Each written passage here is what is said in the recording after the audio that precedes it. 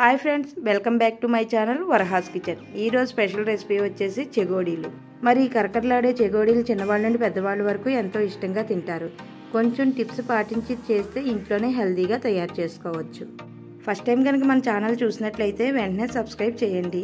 అలాగే పక్కనే ఉన్న బెల్ ఐకాన్ని క్లిక్ చేయండి. ఇంక లేట్ చేయకుండా మనం వీడియోలోకి వెళ్ళిపోదాము. స్టవ్ మీద కడాయి పెట్టుకొని 1 కప్పు వాటర్ వేసుకోవాలి. వేసుకున్న తర్వాత 1 స్పూన్ కారం, 1/2 స్పూన్ వాము, 1/2 స్పూన్ నువ్వులు, రుచికి తగిన సాల్ట్, చిటికెడు పసుపు వేసుకొని రోలింగ్ బాయిల్ అయ్యే వరకు వాటర్ని మరిగించుకోవాలి.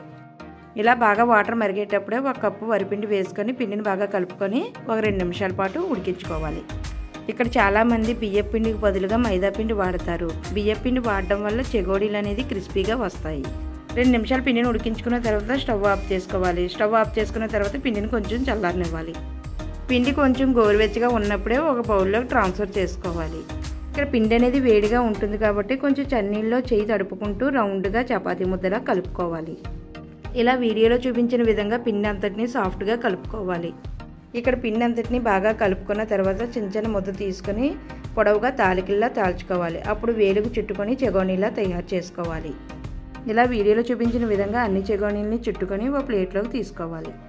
స్టవ్ పైన కడాయి పెట్టుకొని డీప్ ఫ్రై సరిపడా ఆయిల్ వేసుకుని ఆయిల్ కొంచెం హీట్ అయిన తర్వాత చెగోనీలను ఒక్కొక్కటి వేసుకోవాలి. ఇలా కడాయిలో అన్ని చెగోనీలు వేసుకున్న తర్వాత 1 నిమిషం పాటు ఆగి తర్వాత గరిటె పెట్టుకుని అటు ఇటు చెగోనీలు వేయించుకోవాలి. వీడియోలో చూపించిన విధంగా ఆయిల్ బబుల్స్ అన్నీ పోతేనే మనకు చెగోనీలు కరకరలాడుతూ వచ్చినట్టు. అప్పుడు మనకు ఒక స్ట్రైనర్ తీసుకొని ఆయిల్ అంతా స్ట్రెయిన్ చేసుకొని చెగోనీల్ని ఒక బౌల్లో వేసుకొని సర్వ్ చేసుకోవడమే. మిగిలిన చెగోనీలను కూడా మనం మొదట్లో ఎలా వేయించుకున్నామో ఆ విధంగానే వేయించుకోవాలి. ఇలా తయారు చేసుకున్న చెగోనీలని ఎయిర్ టైట్ కంటైనర్లో వేసుకొని 15 డేస్ పాటు స్టోర్ చేసుకోవచ్చు.